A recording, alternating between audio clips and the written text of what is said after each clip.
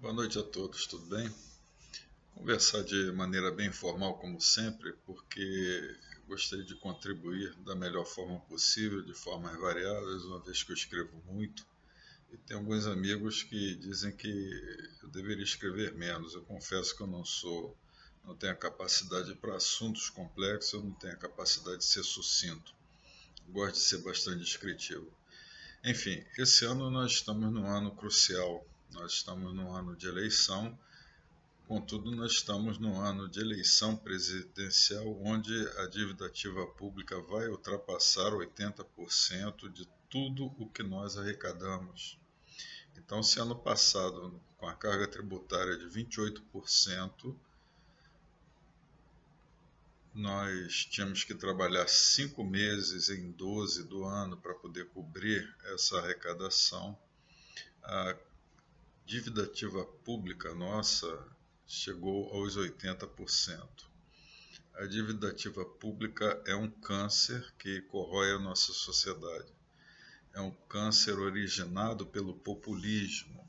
É um câncer originado na Câmara dos Deputados e no Senado Federal, que está habitada por parlamentares não preparados. Eles são muito mais populistas do que estadistas. A prova disso é que, ao longo do tempo, eles engessaram a economia nacional, promovendo uma série de benefícios e pouquíssimas obrigações para ficarem bem na foto com seu eleitor. De sorte que nós precisamos nos preocupar e muito. A dívida ativa pública, ela não só corrói, como ela inviabiliza investimentos, a única coisa que permite o nosso desenvolvimento. Nos últimos 14 anos houve a fórmula de tentar se investir em consumo sem investimentos em infraestrutura e hoje estamos padecendo nessa crise.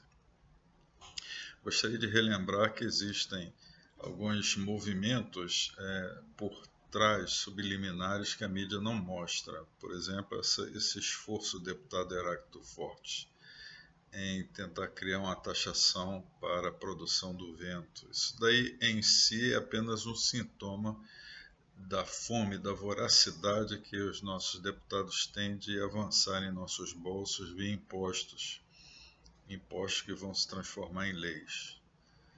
Nós também temos o aumento dos impostos, sobretudo o IPVA, que não adianta reclamar do prefeito, buraco na rua, porque desde 1994, salvo engano, e que a Câmara dos Deputados, na votação durante a madrugada, ela fez com que essa arrecadação ela saísse das mãos do prefeito e fosse para a mão dos governadores, onde, ao redistribuir, tanto governadores e prefeitos poderiam aplicar o dinheiro do imposto sobre veículos automotores em qualquer coisa que assim estivesse autorizado pela Assembleia Legislativa Estadual ou Câmara de Vereadores, inclusive a manutenção de vias públicas, inclusive.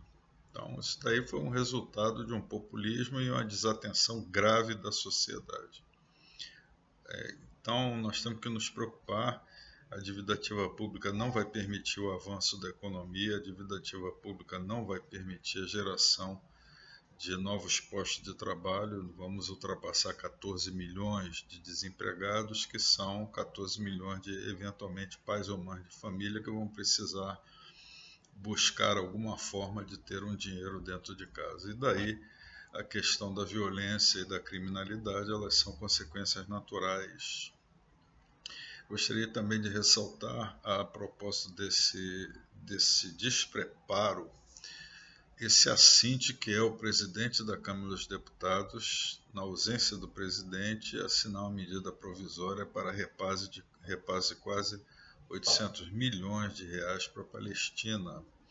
A Palestina é um membro observador do Foro de São Paulo.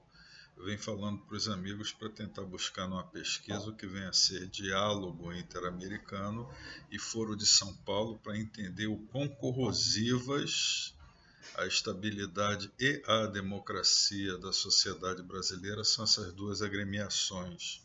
Estamos aí vizinhos da Venezuela, vendo o que está acontecendo. Estamos nessa tentativa de totalitarismo explícito de Evo Morales a partir do cerceamento das liberdades, sobretudo ao culto religioso, e também o Equador já começa, o presidente, um economista muito bem estruturado, Rafael Correa, mas também signatário do Foro de São Paulo.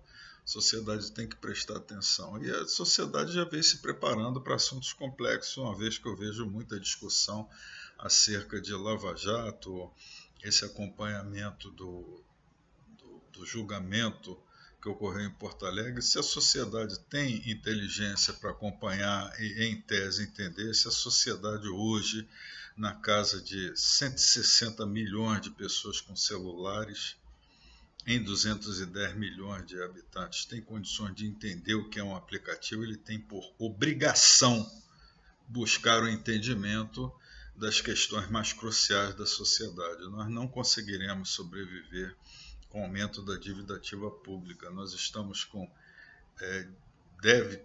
déficit, estamos cobrindo débitos ao longo de 20 anos do setor energético e também do setor de produção de combustível e gás.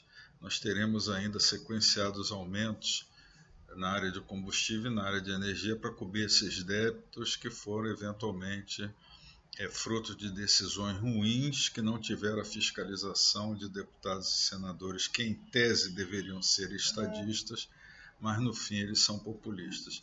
Então, eu encareço o cidadão a querer entender o que vem a ser um plano de governo, encareço ao cidadão eleitor que procure entender o que o seu candidato a deputado ou senador, deputado federal ou estadual está propondo, entender um programa de governo do seu partido, antes de, uma vez mais dolorosa vez, ficar arriscando o voto em pessoas que mais adiante vão nos prejudicar todos de forma bastante objetiva, contundente e substancial. É meu primeiro recado, eu pretendo falar mais ao longo do ano. Muito obrigado.